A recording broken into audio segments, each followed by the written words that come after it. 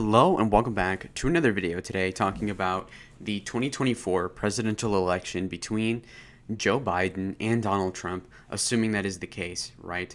Now, this is going to be based off of what would happen if we had the 2024 map, so the updated census map, and if that election were to happen in August of 2021, as in like any day now, right? So very, very close proximity.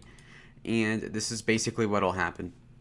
Without mentioning the last election in such detail, we know what happened. It was close either way. That's all I can say because of the rules, but you know what we do here. So we're going to go ahead and talk about all the states that are going to be somewhat close besides New York. I forgot about that. Okay, so already we're starting off at a deficit, of course. That's not that big of a deal because we're going to easily make this up later on. Now, against Joe Biden, you can see certain faults Donald Trump has. Of course, his coalition is not big at all, and by that I mean it doesn't really engender much support past the 50% mark and even past the 47% mark. And so, in that case, he's going to win a close election regardless of who's running against him unless it were some fluke. And this just may be a fluke. And in fact, with mail-in ballots, artificially turning up support for a geriatric candidate such as Biden in 4 years or 3 years, I would see it as changing the variables a lot. And so here's what I'll say. This will be the 2024 election happening right now. So I guess you can call it the 2021 election, but with the caveat being that I'm not taking into account any voter F word. I'm not going to take account whether or not, 4 a.m. ballot, well, it turns out Biden won Texas. I'm not going to take that into account. What I will say, though, is that I'm going to assume that they're going to have a reasonable amount of mail-in ballots and that Biden's turnout won't just absolutely collapse. So as we know, as of recently, we've had a lot of things move in the direction of Donald Trump. May that be with voter regret for the Biden people? Yes, that's a large part of it. And that's mostly because of three things. That being the border, then you have the inflation problem, and third, we have the actual big thing right now, and that's the evacuation of Afghanistan and that complete catastrophe of a pullout. Okay, so because of that, we are seeing Joe Biden struggle a lot. His approval rating, in fact, I'll show you real quick, is 47.4 and 48.4 disapprove. And again, this is on Real Clear Politics, which isn't that biased compared to other people. But I mean, it just goes to show that he's suffering really bad here in terms of the aggregate. And in general, he has been down from a lot. So if you were to just do the poll 6 months into his presidency, which would have been about July 20th or so, he would have been on a net 9% approval rating. And again, I don't think that's the real approval rating. I'd assume that any left-leaning thing is overestimating him, of course. But that is not much to say, though. Now, if you were to look here, his numbers are going way down. And that's basically supporting my point that he's at a relative low point. So this is going to be very good news for Donald Trump. Now, Donald Trump's approval rating last time he was in office after January 6th was around 40%. It's usually lower, but as president, more or less, he had a 45% approval rating. And if you believe the exit polls from the New York Times and Times Magazine or whatever, you could see that in the most recent election, he had a -1 approval rating or a +1. I've seen both numbers, okay? So he had a net neutral approval rating, whereas Biden had a +3.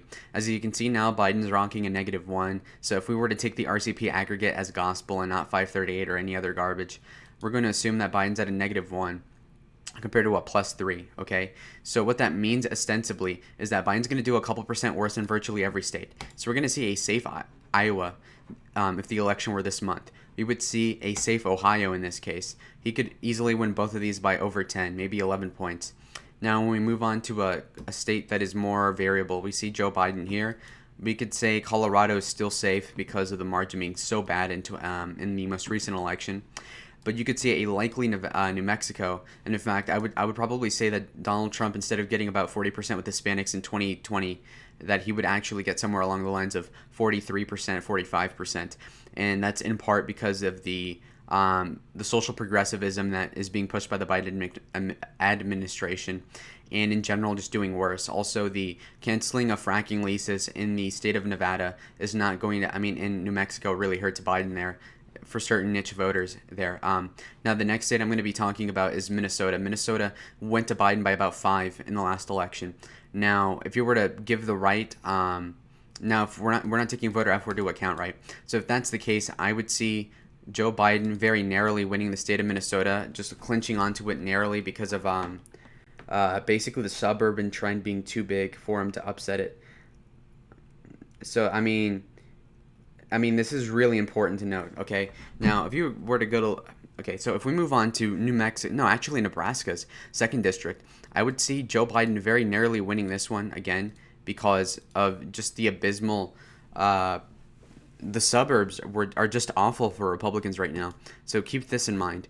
Next state up would be Texas, and Texas, in my opinion, would probably be a likely Republican state. I would see Donald Trump winning it.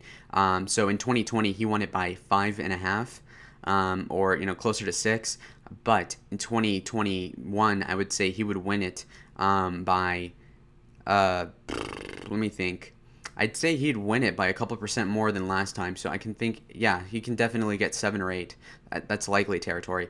In the state of Georgia, I would think that Donald Trump would probably win in a tilt margin. I don't see the trends being good for us, obviously, but at the same time, the underperformance by Joe Biden would probably lose a lot of turnout for him. So there you go. And then when you look onto Florida, Florida would probably be likely at this point. So if Donald Trump won Florida by 3.3 in 2020, with DeSantis not being unpopular or anything, and I see that Florida's doing relatively better in terms of Corona compared to the election, and given the fact that the Democrats so far have had a terrible strategy there, I could easily see Florida going by a little bit over 5 or 6 points for Donald Trump in 2021.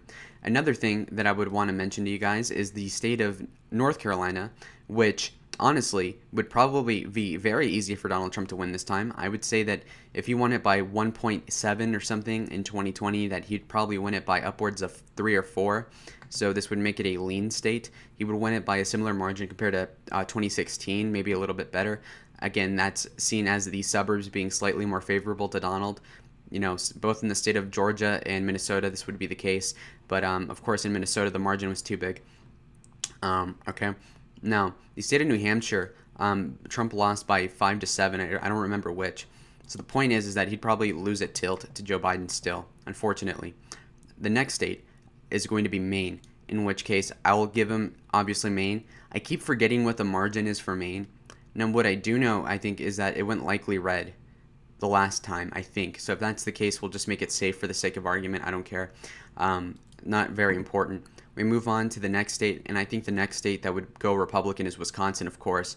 Wisconsin narrowly went to Joe last year. Obviously, we know what happened, but let's just take it as is. If you were to take that without any grain of salt, we can assume that Donald Trump would win the state of Wisconsin by upwards of 3. So this would be a lean margin very easily. And again, we're not taking voter effort into account. So there you go. That's that. And then when we move on to the state of Michigan, Donald Trump lost that state by less than 3. And so we can see Donald Trump very narrowly winning the state by maybe 1 point in 2021. Now, the next state, I say Pittsburgh, this general area in Pennsylvania is going to trend Republican. So virtually the fracking areas are going to trend a little bit more Republican than they did in 20, knowing that Joe Biden did not help them at all in this entire time. The economy sucks. I don't see how they could not go lean Republican at this point. Okay? The next state that we're going to be talking about is the state of Nevada. And I think the state of Nevada is going to be a little bit more Republican, in fact.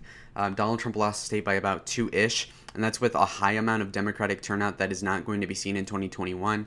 I actually see Nevada going lean Republican for the fact that he's going to do a little bit better in the suburbs, a little bit better with Hispanics, as well as a little bit better with the people that thought that Joe Biden was going to be a moderate and effective. So with all that being considered and lower turnout because of, not so many rules, if you know what I mean, it should go lean Republican. Now, the state of Arizona. The state of Arizona, a lot of people voted for Joe Biden thinking that, okay, this guy's more popular than Trump, right? As well as, oh, he's moderate. A lot of the people that voted for Trump in 2016 but then voted for Biden, virtually all of them are coming back home. And a lot of the people who voted for Kyrsten Sinema, for moderate, capable, efficient, Bill Clinton-esque third-way Democrats, those people are going to come either not turn out or actually vote for Donald Trump. So because of that fact, We can easily say that Biden's going to lose this state by a lean margin. I could see Trump winning Arizona by orders of maybe 3 to 4%. So this is the map for the 2021 presidential election. What do you guys think? So basically, the rules are: this is the election. If we're gonna, this is the August 2021 election map between Joe Biden and Donald Trump. Again, the voter F word, I mean, that's very confusing. We don't know the actual results for all the states from last year, but I mean, this is as close as I can get it because we know the guidelines. So anyways, guys, thank you for watching the video, and comment down below what you think about it.